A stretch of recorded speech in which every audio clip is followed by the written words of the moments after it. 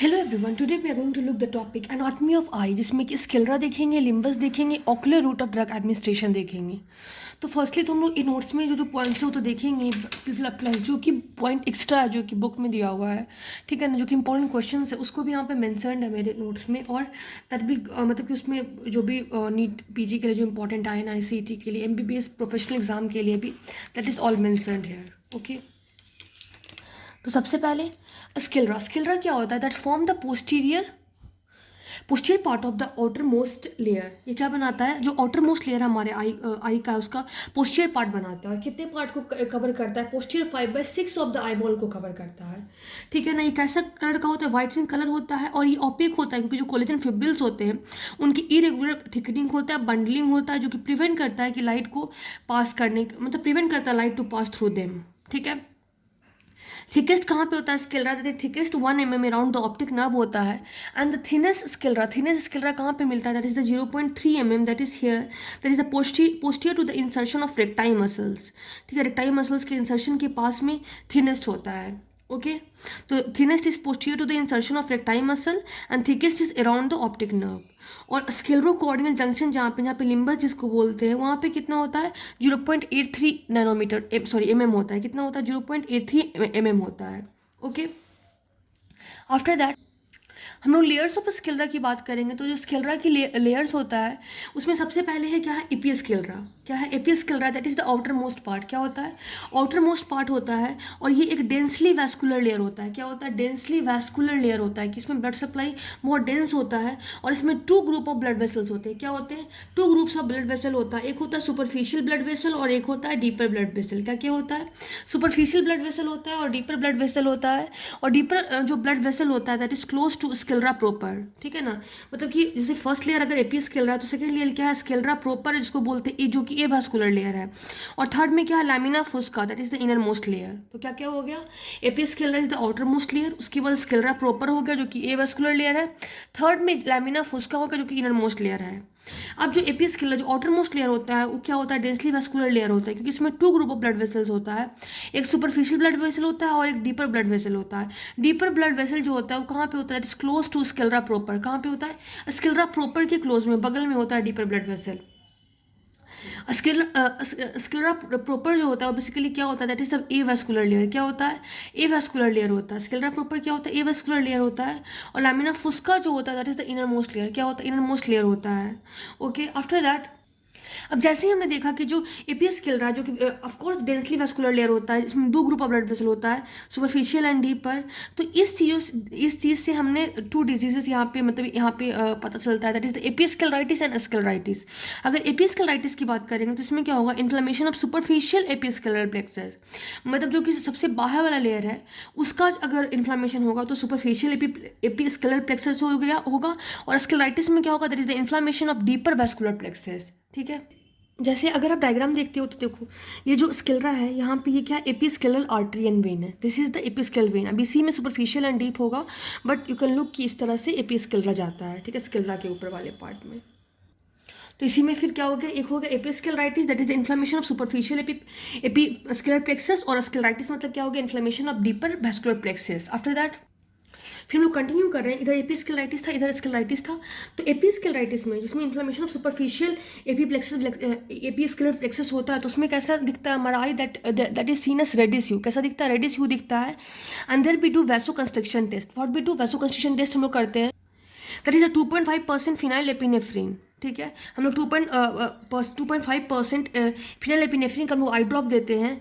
अगर हम लोग ऐसा करते हैं, ठीक है ना, अगर 2.5% हम लोग फिनाइल एपिनेफ्रिन का आई ड्रॉप देंगे तो अगर ये सुपरफिशियल एपी स्क्लेरल प्लेक्सस के कारण होगा तो रेडनेस डिसअपियर हो जाएगा। इसको हम लोग बोलते हैं ब्लैंचिंग, ठीक है। और जो एपिस्केलराइटिस होता है वहाँ पे कोई टेंडरनेस नहीं होता है। क्या नहीं होता है? देयर इज नो टेंडरनेस, ठीक है। और इडियोपैथिक, उसका रीजन हमें पता नहीं होता। तो एपिस्केलराइटिस का क्या क्या याद कर लिए? That is the inflammation of superficial episcleritis plexus. उसके बाद यहाँ पे रेडिस कलर का रेडिस ह्यू होगा। और वैसोकंस्ट्रिक्शन टेस्ट हम लोग कैसे करेंगे? 2.5% फिनाइल एपिनेफ्रिन आई ड्रॉप दे करके। तो जो हमारा रेडनेस होता है वो डिसअपियर कर जाता है, जिसको हम लोग ब्लैंचिंग भी बोलते हैं। इसमें कोई टेंडरनेस नहीं होता है, ठीक है ना। और ये इडियोपैथिक होता है, मोस्ट ऑफ द केसेस में इडियोपैथिक होता है। अगर हम लोग स्क्लेराइटिस की बात करेंगे तो इन्फ्लामेशन किसका होता है, डीपर वेस्कुलर प्लेक्सस का होता है। इसमें कैसा दिखेगा हमें, वोया केसियस ह्यू, कैसा दिखेगा, वोया केसियस ह्यू।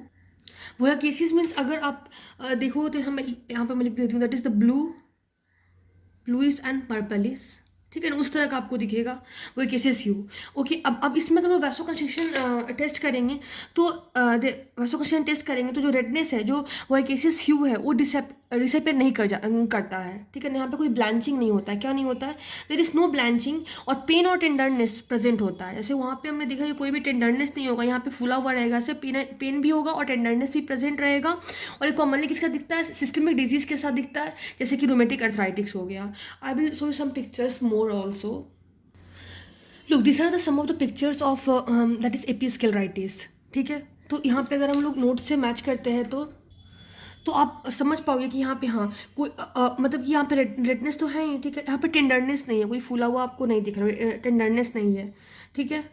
और रेडिस ह्यू टाइप से है। अगर हम लोग एपिस्क्लेराइटिस जबकि देखते हैं, आप देख सकते हो यहाँ पे scleritis, this is the bluish purplish colour hue है, ठीक है ना। और थोड़ा यहाँ फूला हुआ भी लग रहा है, इट इज सीन एज कि यहाँ पे थोड़ा यहाँ पे फूला हुआ है। This is episcleritis. After that you can see here also, okay. अब हम लोग कुछ पॉइंट अगर हम लोग देखते हैं, दैट इज इन्फ्लेमेशन ऑफ स्क्लेराइटिस में, तो एक होता है एंटीरियर स्क्लेराइटिस, एक होता है पोस्टीरियर स्क्लेराइटिस। और एंटीरियर और पोस्टीरियर स्क्लेराइटिस हम लोग किसके बेसिस पे डिफरेंशिएट करते हैं, that we do on the basis of the equator of the eyeball, किसके अनुसार, इक्वेटर ऑफ आईबॉल के अकॉर्डिंग करते हैं, ठीक है। अब उसके बाद ये तो हमें पता ही है कि जो स्क्लेराइटिस होगा उसमें पेन होगा, ठीक है ना, रेडनेस होगा, वाटरिंग होगा, ब्लूइश और ब्राउनिश कलर का डिस्चार्ज हो जाएगा, ठीक है। ये दैट भी of course already we know. After that anterior scleritis में फिर हम लोग एंटीरियर स्क्लेराइटिस का फिर डिफ्रेंशिएट करेंगे। तो एंटीरियर स्क्लेराइटिस में हम लोग देखेंगे क्या नॉडुलर है, ठीक है ना। तो एक हो जाएगा क्या, नॉडुलर स्क्लेराइटिस, और एक हो जाएगा डिफ्यूज स्क्लेराइटिस। क्या क्या हो जाएगा, नॉडुलर स्क्लेराइटिस और डिफ्यूज स्क्लेराइटिस, ठीक है ना। उसके बाद डिफ्यूज स्क्लेराइटिस होगा उसको फिर हम लोग उसमें हम लोग देखेंगे कि क्या उसमें नेक्रोसिस है, मतलब डिफ्यूज मतलब डीपर स्क्लेराइटिस, ठीक है ना, थोड़ा अंदर में। तो फिर उसमें क्या उसमें नेक्रोसिस है क्या, अगर नेक्रोसिस है तो नेक्रोसिस एंटीरियर डिफ्यूज स्क्लेराइटिस, और अगर नेक्रोसिस नहीं है तो non necrotic anterior diffuse anterior scleritis, ठीक है ना। और जो नेक्रोटाइजिंग एंटीरियर स्क्लेरोटिस होता है उसी को हम लोग क्या बोलते हैं, स्क्लेरोमलेशिया परफोरेंस, क्या बोलते हैं, स्क्लेरोमलेशिया परफोरेंस भी बोलते हैं, ओके।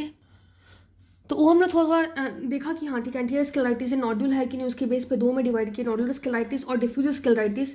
और diffuse scleritis on the basis of necrosis two part में डिवाइड किया, नेक्रोटाइजिंग एंटीरियर स्क्लेरोटिस जिसको स्क्लेरोमलेशिया परफोरेंस बोलते थे, और एक है non necrotic anterior diffuse scleritis, ठीक है। तो यहीं पे यहाँ पे थोड़ा सा ऐसे दिया हुआ था कि टाइप ऑफ स्क्लेराइटिस में इसने डिफ्यूज वर्ड नहीं यूज़ किया इस नोट्स में, इसलिए मैंने आपको बताया कि नॉड्यूल और डिफ्यूज टू पार्ट में डिवाइड होता है।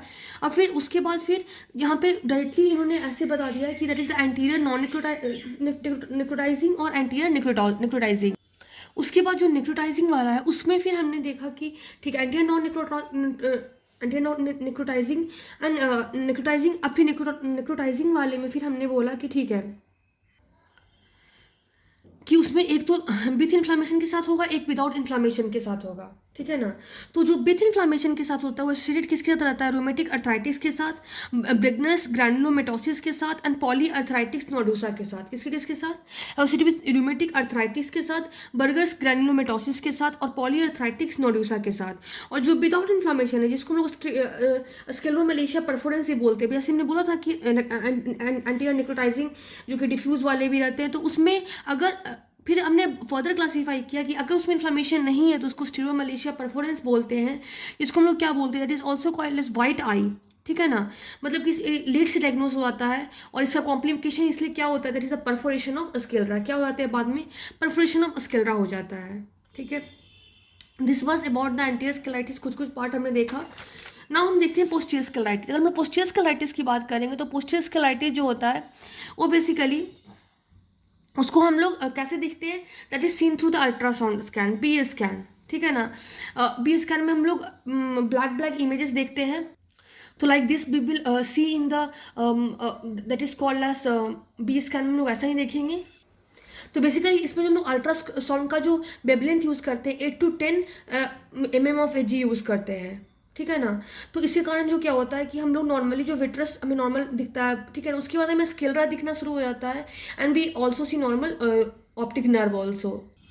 तो वही यहाँ पे लिखा है कि 8 to 10 मेगा हर्ट जैसे कि हम लोग देते हैं, ठीक है ना। तो उसमें हम लोग क्या होता है, सिर्फ हम लोग पोस्टीरियर सेगमेंट दिखता है, ठीक है ना, क्योंकि जो ये इतना हर्ट्ज का जो ये होता है पेनिट्रेट कर जाता है, ठीक है ना। तो सो नॉट दैट, तो एंटीरियर सेगमेंट हमें नहीं दिखता है up to lens not seen but clear vitreous is seen, ठीक है ना। क्लियर विट्रस हमें दिखता है और ऑप्टिक नर्व भी हमें दिखता है। क्लियर विट्रस दिखता है और ऑप्टिक नर्व अच्छे से हमें दिखता है, हमें लेंस तक नहीं दिखता, उसका क्लियर विट्रस दिखता है और ऑप्टिक नर्व हमें दिखता है।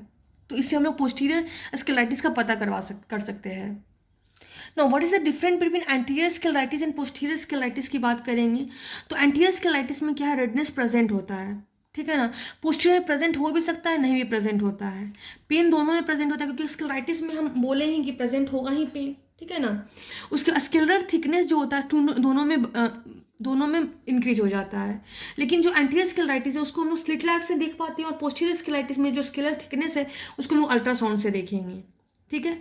इसमें विजन जो होता है नॉर्मल होता है एंटीरियर स्क्लेराइटिस में, बट पोस्टीरियर स्क्लेराइटिस में क्योंकि वहाँ पे विजन क्यों डिक्रीज होता है, क्योंकि वहाँ पे सब रेटिनल फ्लूइड जमा हो जाता है। अब जैसे ही सब रेटिनल फ्लूइड जमा हो जाता है, अब जैसे ही सब रेटिनल फ्लूइड जमा हो जाएगा तो रेटिनल डिटैचमेंट्स का दे देता है, that is give rise to serious type of retinal detachments हो आता है। और that sign is also seen as T sign, इसको बोलते हैं सबटेनोनस स्पेस, क्योंकि सबटेनोनस स्पेस से फ्लूइड चला जाएगा तो टी साइन दिखता है, जो कि अभी अल्ट्रासाउंड में भी मैं आपको दिखा भी सकती हूँ, तो इसलिए विजन डिक्रीज होता है। Let me show you. So look, this is the subtenon fluid. तो ये इस तरह का ये and this it is seen as T sign.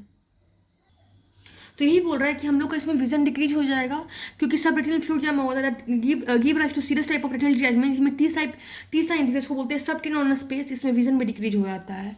अब अगर हम लोग दोनों का कॉज देखेंगे तो इसमें जो मोस्ट कॉमन कॉज होता है एंटीरियर स्क्लेराइटिस में, that is the rheumatic arthritis. क्या है, rheumatic arthritis most common cause है और इसका मोस्ट कॉमन कॉज इडियोपैथिक है, जो हमें ठीक से वी डू नॉट नो।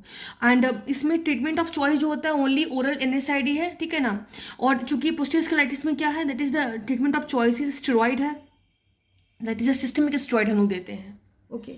अब एक और टर्म आता है that is called, it is also called disease में आता है, दैट इज द स्क्लेरा की डिजीज पढ़े। अभी हम लोग एपिस्क्लेराइटिस और स्क्लेराइटिस पढ़े, now we will study more and more. तो अब पढ़े स्क्लेरोमलेशिया परफोरेंस, ठीक है। ऐसे यहाँ पे देखा था ना, scleromalacia perforans, that is the necrotizing. Here we have looked skill, that is the without inflammation type of anterior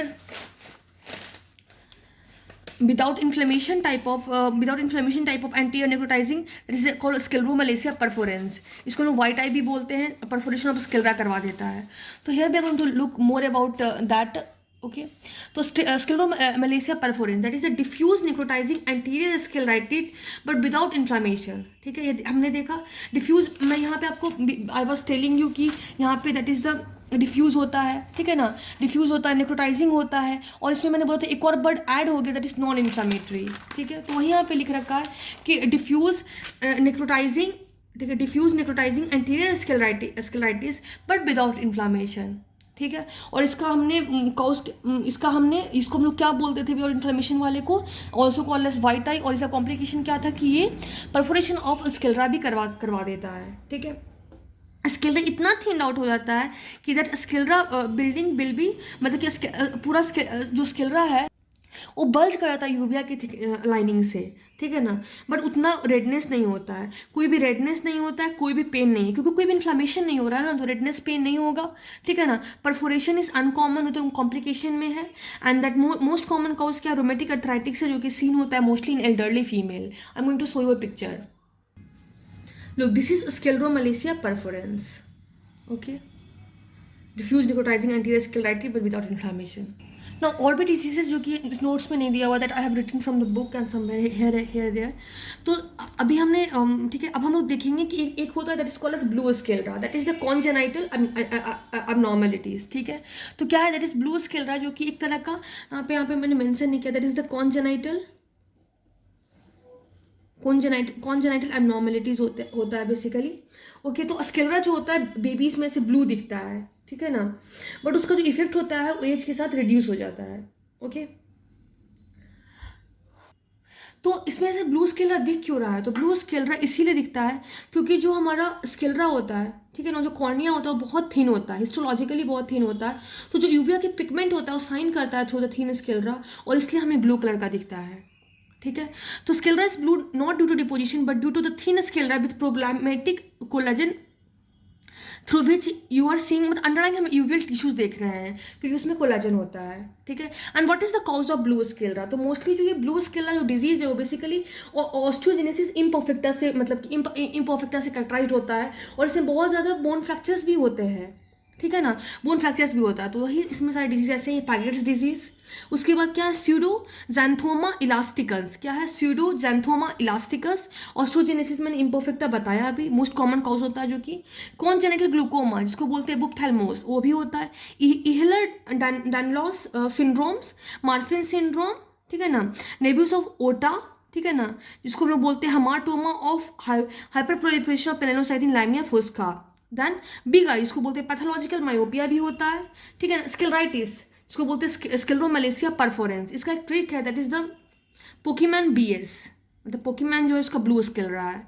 तो क्या क्या pseudo that is P4 Paget's disease, P4 pseudoxanthoma elasticum, 3 for osteogenesis imperfecta, 4 for congenital glaucoma buphthalmos, Ehlers Danlos syndrome, Marfan syndrome, then nevus of Ota, big eye, pathological myopia, scleritis को बोलते हैं scleritis perforans. This was small about the blue sclera. Keratoconus keratoglobus में भी कभी कभी blue sclera में additional features दिख जाता है। Now you are going to look one more disease, इसको बोलते हैं staphyloma. What they are going to look the staphyloma, ठीक है ना। मतलब कि स्टेफाइलोमा बेसिकली क्या होता है, that is ectasia of outer coat, ठीक है ना। आउटर कोट मतलब कॉर्निया या फिर स्केलरा, ये इंपॉर्टेंट है, यहाँ पे लिख लेते हैं। आउटर कोट में या तो कॉर्निया होगा, ठीक है ना, या तो स्केलरा, क्योंकि हम मतलब वी थिंक दैट स्टेफाइलोमा मीन्स कहीं मतलब दोनों, कॉर्निया भी और स्केलरा भी, उसका बल्ज, ठीक है ना, और with incarceration of uveal, with an incarceration of uveal tissue, मतलब यूबियल टिश्यू भी इनकार्केट उसमें होता है, मतलब कि कोई लाइन होता है यूबियल टिश्यू से ना, ठीक है ना। अब now we will look the what are the types of staphyloma, ठीक है ना। और अगर हम ऐसे मतलब सोचें कि क्यों ऐसा हो रहा है स्टेफाइलोमा, तो स्टेफाइलोमा मोस्टली अकर क्योंकि जो ग्लोब होता है हमारा उसका वीकनिंग हो जाता है, ठीक है ना, जिससे कि क्या होता है, हमारा इंट्रा ऑक्यूलर प्रेशर जो होता है बढ़ जाता है, ठीक है ना। तो सॉरी मतलब कि हमारा इंट्रा ऑक्यूलर प्रेशर बढ़ने के कारण जो हमारा ग्लोब होता है वीकेंड हो जाता है, जिसके कारण हमारा स्टेफाइलोमा, हमें हमारे आइज में स्टेफाइलोमा होता है। I think you got it कि इंट्राऑक्यूलर प्रेशर इंक्रीज हुआ, जिसके कारण हमारा जो स्केलरा का या फिर कॉर्निया का बल्जिंग हो गया, that I want to tell, ठीक है ना। अब टाइप ऑफ अगर हम लोग स्टेफाइलोमा की देखें तो बहुत सारा का टाइप होता है, ठीक है ना। Anterior, intercalary, ciliary, equatorial and posterior, ठीक है। हर एक के बारे में हम लोग देखेंगे एंड वी विल लुक कि क्या क्या हो रहा है इसमें। जैसे कि यहाँ पे आप देख सकते हो कि एंटीरियर स्टेफाइलोमा, ठीक है ना। तो एंटीरियर ये तो पहले ऊपर में पूरा ये कॉर्निया यहाँ पे हो गया, ये पूरा स्केलरा वाला पार्ट हो गया, ठीक है ना, ऑप्टिक ट्रैक्ट हो गया, एंड देन अंदर में जो हमने बनाया दैट इज आइरिस बनाया है और यूवियल टिश्यू, यूवियल लेयर बनाया है, ठीक है। अब सबसे पहले हम क्या देखेंगे, सब the very first will be the anterior staphyloma. क्या होगा? एंटीरियर स्टेफाइलोमा। एंटीरियर स्टेफाइलोमा में जो इक्टेटिंग पार्ट है, मतलब जो बाहर निकल रहा है, वो क्या है? बेसिकली कॉर्निया, ठीक है ना। क्या है? कॉर्निया जो होता है वो आगे जा रहा है, ओके।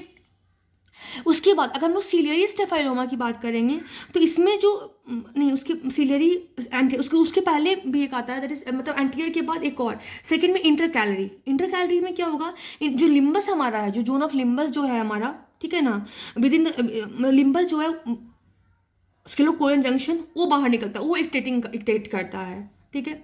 उसके बाद थर्ड में क्या होता है? सीलियरी में क्या है? सीलियरी स्टेफाइलोमा में मतलब कि स्केलरा जो कि जहाँ पे सीलियरी बॉडी लाइंड है उसका बाहर निकल जाना, ठीक है। इक्वेटोरियल और पोस्टीरियर दोनों में स्केलरा बाहर निकलता है, ठीक है। अब यहाँ पे कुछ पॉइंट्स और क्या क्या लिखा है, और कि यहाँ पे कॉर्निया निकल गया, ठीक है ना। और यहाँ पे बेसिकली जो एंटीरियर स्टेफाइलोमा होता है, जो आइरिस जो होता है आगे की तरफ चला आता है और ये कॉर्निया को ऐसे लाइन अप कर देता है, ठीक है ना। तो अगर हम देखेंगे, ठीक है, इसमें कॉर्निया बाहर निकल रहा है और जो यूवियल टिश्यू जो इसको प्रॉब्लमेटिक कर रहा है दैट्स द आइरिस लाइनिंग, ठीक है। और ये किस ये हो गया सिलियरी स्टेफाइलोमा में क्या होगा कि इसका आइरिस रूट इसका इन्वॉल्व होगा, ये आइरिस लाइनिंग इसका आइरिस रूट सॉरी इसमें आइरिस रूट इन्वॉल्व होगा। इंटर कैलरी स्टेफाइलोमा में इसका आइरिस जो रूट है वो प्रॉब्लमेटिक कर रहा है। देन सिलियरी स्टेफाइलोमा में ciliary process will be involve and equatorial में और पोस्टीरियर में that means choroid will be involve, ठीक है, कोरोइड विल बी इन्वॉल्व। तो जैसे इक्वेटोरियल स्टेफाइलोमा में क्या है, एट इक्वेटर रीजन पे होता है जो कि 14 mm होता है लिम्बस से, कहाँ पे लिम्बस से 14 mm होता है and the sclera is bulging और कॉर्निया भी उसको लाइन अप करके बल्ज अप करता है। तो इक्वेटोरियल स्टेफाइलोमा में क्या है, इक्वेटोरियल रीजन में होता है, इसको बोलते हैं 14 mm लिम्बस से 14 mm होता है, जो स्केलरा होता है वो भी बल्ज कर रहा है और कोरोइड जो उसको लाइनिंग कर रहा है वो भी बल्ज कर रहा है। और पोस्टीरियर स्टेफाइलोमा में स्केलरा बल्ज हो रहा है और कोरोइड भी बल्जिंग हो रहा है, ठीक है। आफ्टर दैट यहाँ पे नीचे में एक टेबल दिया हुआ है जिसमें कि सब कुछ दिया हुआ है कि व्हाट इज द रीजन, सब कुछ दिया हुआ है। जैसे एंटीरियर में जो हमारा लेयर हो रहा है कॉर्निया बल्जिंग आउट कर रहा है, उसको आइरिस लाइन अप कर रहा है, what is the reason of that, ये इंपॉर्टेंट है, दैट इज द स्लगिंग और कॉर्नियल अल्सर और इंजरी, ठीक है। क्या रीजन है होगा, स्लगिंग हो गया मतलब आगे निकल गया, फिर कॉर्नियल अल्सर हो गया या फिर कॉर्नियल इंजरी हो गया। इंटर कैलरी में क्या है, लिम्बस से आइरिस रूट वहाँ पे प्रॉब्लम होता है and that is the peripheral located sludging corneal ulcer. क्या होता है, पेरिफेरल लोकेटेड जो स्लजिंग कॉर्नियल अल्सर है, जो कॉर्नियल अल्सर जो कि पेरिफेरी के पास है। सिलेरी में क्या होगा, स्केलरा होगा, सिलेरी बॉडी होगा and the problem cause is scleritis, ठीक है, स्केलराइटिस कॉज होता है and the sclero that is scleromalacia perforans भी रीजन होता है और एब्सोल्यूट ग्लूकोमा भी रीजन होता है। और इक्वेटोरियल और पोजिशनल का दोनों का एक ही है, दैट इज द पैथोलॉजिकल या फिर high myopia is the reason, okay. और ऐसे अगर कॉर्निया से अगर एंटीरियर स्टेफाइलोमा में से ये कॉर्निया को प्रॉब्लम हो रहा है तो क्या करेंगे हम लोग, कॉर्निया को आर्टिफिशियल कॉर्निया लगाएंगे। अगर हम लोग को इसमें स्केलरा में प्रॉब्लम हो गया तो क्या करेंगे, हम लोग स्केलरा लगाएंगे। और जो स्केलरा मोस्टली लोग लेते हैं डेड कैडावर से लेते हैं, मतलब कैडावर से लेते हैं, डेड कैडावर से लेते हैं, ठीक है। इसके बाद हम लोग देखेंगे और what is the opening in sclera, ठीक है ना। ओपनिंग क्या क्या होते हैं स्केलरा में, ये बहुत ईजी है, दैट इज द जैसे यहाँ पे स्केलरा है, ठीक है, ये कोरोइड हो गया, ये रेटिना हो गया, डन। अब जो इसमें जो स्केलरा होता है वहाँ पे एक ओपनिंग होता है, इसको बोलते हैं लैमिना क्रिब्रोसा, जो कि पोस्टीरियरली होता है। क्या होता है, लैमिना क्रिब्रोसा होता है, दैट इज सीव लाइक ओपनिंग, जो कि यहाँ से जो कि रेटिना से जो भी ऑप्टिक नर्व आ रहा है उसको यहाँ पे से अलाउ करता है टू पास डाउन, ठीक है। उसके बाद मिडिल में क्या है, 4 to 7 mm posterior to the equator, ठीक है ना, वॉर्टेक्स वेन के लिए एक लैमिना क्रिब्रोसा हो गया। मिडिल में जो कि पोस्टीरियरली होता है, मिडिल साइड में क्या होता है 4 to 5 mm posterior to the equator vortex vein के लिए। और एंटीरियरली में कहाँ पे होता है, एंटीरियर में जाता है, मतलब पोस्टीरियर में हो गया सिलिक ओपनिंग, मिडिल में क्या हो गया वॉर्टेक्स वेन के लिए, और एंटीरियरली में क्या हो गया for anterior ciliary artery and vein, sorry anterior ciliary artery and nerves के लिए, ओके। नाउ हम लोग लिम्बस में पता है। अब हम लोग लिम्बस की बात करते हैं। तो लिम्बस क्या होता है, एक कॉर्नियोस्केलरल जंक्शन होता है, ठीक है। और ये कंटेन क्या करता है, stem cell, it contain stem cell, जिसको लोग बोलते हैं प्लूरोपोटेंट सेल। क्या होता है, इसमें स्टेम सेल होता है, इसको लोग प्लूरोपोटेंट सेल बोलते हैं, जिसके पास एबिलिटी होता है कि वो डिफ्रेंशिएट कर सके। क्या होता है कि have the ability to differentiate. Location कहाँ पे होता है, that is the epithelium in the specialised area that is called as palisade of Vogt, ठीक है। तो क्या होता है लिम्बस एक कॉर्नियोस्केलर जंक्शन होता है जो कि स्टेम सेल कंटेन करता है, जिसको बोलते हैं प्लूरोपोटेंट सेल कंटेन करता है, और इसके पास एबिलिटी होता है कि डिफ्रेंशिएट कर पाए। लोकेशन कहाँ पे होता है, epithelium in specialised area that is called as palisades of Vogt. क्या होता है, कहाँ पे होता है, एपिथेलियम ऑफ स्पेशलाइज्ड एरिया, इसको हम लोग बोलते हैं पैलिसेड ऑफ वॉक्ट। और इस स्पेशल मार्कर जो कि लिम्बल स्टेम सेल के लिए होता है, क्या होता है ABCG2। क्या होता है ABCG2 होता है। और यूनिवर्सल मार्कर इज CD34। क्या होता है CD34 इज यूनिवर्सल मार्कर। अगर लिम्बल स्टेम सेल का डिफिशियंसी हो जाए तो उसमें एक डिसऑर्डर होता है, इसको बोलते हैं टेरिजियम, ठीक है ना। And that is the over growth of conjunctiva on the cornea, जो कंजक्टिवा होता है कॉर्निया के ऊपर ग्रोथ कर जाता है। तो special marker for limbal stem cell कौन सा होता है, ABCG2 होता है। और यूनिवर्सल मार्कर क्या होता है, CD34 होता है, done. Now what are the routes of ocular drug administration, क्या क्या रूट्स होते हैं ऑक्यूलर ड्रग एडमिनिस्ट्रेशन के लिए, ठीक है ना। इसमें क्या क्या होता है, सबसे बाहर में क्या होता है, हाँ ये जैसे हमने पढ़ा था कि, ठीक है ना, कि लैमिना फ्यूसका, ठीक है, वो तो देख चुके थे हम लोग। और स्केलरा प्रोपर लैमिना फुस्का हमने पढ़ा था यहाँ पे, आप अगर रिमेंबर याद रखो, that is the episclera proper lamina fusca, that is the innermost layer, ठीक है। I make you see again ताकि रिकॉल मतलब जल्दी याद हो जाए, ठीक है। तो लैमिना फुस्का हो गया, ठीक है, उसके बाद स्केलरा प्रॉपर हो गया, देन एपी स्केलरा हो गया। हमने एपी स्केलरा का डायग्राम भी देखा था। और एपी स्केलरा के ऊपर में एक कैप्सूल होता है, उसको बोलते हैं टेनन्स कैप्सूल, और टेनन्स कैप्सूल के ऊपर में कंजक्टिवा होता है, ठीक है। तो lamina fusca, sclera proper, then episclera, then Tenon's capsule, then conjunctiva. अब हम लोग देखेंगे कैसे कहाँ कहाँ पे ये कर रहे हैं। सबसे पहले कहाँ पे, कंजक्टिवा के अंदर, इसको सब कंजक्टिवल रूट से देते हैं, ठीक है। सेकंड में क्या है, पैराबल्बल स्पेस। पैराबल्बल स्पेस को क्या बोलते हैं, सबटेनॉन स्पेस, ठीक है ना, जो कि किसी किसके बीच में दे रहा है, दैट इज द टेनस कैप्सूल के बीच और एपिस्केलरा के बीच में, इसको बोलते हैं सब टेनन स्पेस, इसको बोलते हैं पैराबल्बल, ठीक है। उसके बाद फिर क्या है, then there is the topical, जो कि हम लोग ऑकुलर सरफेस पे देते हैं, या तो in the form of I drop या तो in the form of I ointment, ठीक है ना। तो आई ड्रॉप और आई ऑइंटमेंट में क्या डिफरेंस है, जैसे आई ड्रॉप जो होता है उसको administrate at least 3 minute before N आई ऑइंटमेंट, ठीक है ना, मतलब कि 3 मिनट्स बिफोर आई ऑइंटमेंट, मतलब कि धीरे धीरे काम करता है। और आई ऑइंटमेंट जो है प्रोवाइड करता है मोर टाइम ऑफ कॉन्टैक्ट, इसलिए हम लोग बच्चों में आई ऑइंटमेंट को प्रेफर करते हैं rather देन आई ड्रॉप। उसके बाद एक इंट्रावेट्रियल रूट भी होता है, इंट्राकैमरल इंजेक्शन होता है जो कि एंटीरियर चैम्बर में देते हैं, peribulbar route of ocular local anaesthesia and retrobulbar route of ocular local anaesthesia. क्या होगा, सम कंजक्टिवल, पैराबल्बल, ट्रॉपिकल, इंट्रावेट्रियल, इंट्राकैमरल इंजेक्शन जो कि एंटीरियर चैम्बर में देते हैं, peribulbar route of ocular local anaesthesia, retrobulbar route of ocular local anaesthesia, ठीक है। अब हम लोग जो peribulbar retrobulbar we are going to look here अच्छे से क्लियरली और we will get to know. तो we are going to look the peribulbar retrobulbar route. देखो अब इस डायग्राम में अगर देखेंगे तो ये आई है हमारा, ये मीडियल वॉल है, ठीक है, ये हमारा लैटरल वॉल है। उसके बाद वर्ड यूज किया है इंट्राकोनल स्पेस। तो इंट्राकोनल स्पेस कल भी हमने पिछले लेक्चर में पिछले वीडियो में देखा था कि जो यहाँ चारों मसल्स होते हैं, सुपीरियर, मिडिल, लैटरल और इन्फीरियर रेक्टस, उन चारों के बीच में जो एक स्पेस होता है, मस्कुलर स्पेस होता है, इसको हम लोग बेसिकली इंट्राकोनल स्पेस बोलते हैं, जिसमें कि ऑप्टिक नर्व जाता है और सिलेरी गैंग्लियन जाता है, बहुत कुछ जाता है, ठीक है ना।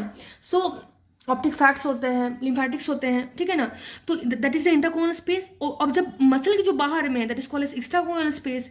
ये लैटरल बॉल हो गया, लैटरल रेक्टस हो गया, इन्फीरियर रेक्टस हो गया, ठीक है। और ये मिडिल बॉल से जो हमारा लैटरल बॉल है कितना एंगल बनाता है, दैट मेक द 45 डिग्री, ठीक है। कितना बनाता है, 45 डिग्री बनाता है। This is the annulus of Zinn, ठीक है। तो फिर हम देख रहे हैं कि जो दोनों मिडिल बॉल होते हैं वो पैरेलल टू ईच अदर होते हैं, जो 0 डिग्री में होते हैं, and angle between the two lateral ball of the orbit is 90 degree. दोनों जो लैटरल बॉल है उन दोनों के बीच में कितना होता है, 90 डिग्री होता है। एनुलस ऑफ जीन क्या होता है, एक कॉमन टेंडेनियस रिंग होता है जो कि कहाँ पे प्रेजेंट होता है, this present at the apex of orbit, ठीक है। एपेक्स ऑफ ऑर्बिट पे एक कॉमन टेंडेनियस रिंग प्रेजेंट होता है, इसको हम लोग बोलते हैं एनुलस ऑफ जीन। जितने भी ऑक्यूलर मसल होते हैं except inferior oblique take its origin from the annulus of Zinn. जितने भी ऑक्यूलर मसल होते हैं एक्सेप्ट कौन सा, inferior oblique muscle, that take origin from the annulus of Zinn, ठीक है। अब हमने देखा क्या, we will look more peribulbar and retrobulbar. Peribulbar क्या होता है, around the eye wall, injection in the extraconal space. Extraconal समझ रहे हैं आप, एक्स्ट्राकोनल स्पेस में अगर हम लोग डालते हैं तो इसको हम लोग क्या बोलते हैं, that is called as peribulbar. Retrobulbar का मतलब क्या होता है कि behind the eye wall, injection in the intraconal space. अब बहुत ऐसे क्लियरिटी होगा, जब मैंने पहली बार पढ़ा तो मुझे क्लियरिटी बहुत कम हुआ था, ठीक है। बट फिर मैंने बुक्स पढ़ा तो किया तो फिर अच्छा ठीक है। तो behind the eyeball that is injection in the intraconal space में, चारों मसल्स के बीच में, ठीक है। एंड पेरीबल्बल, ये that we have seen, that was all about the sclera, ठीक है ना। Thank you everyone.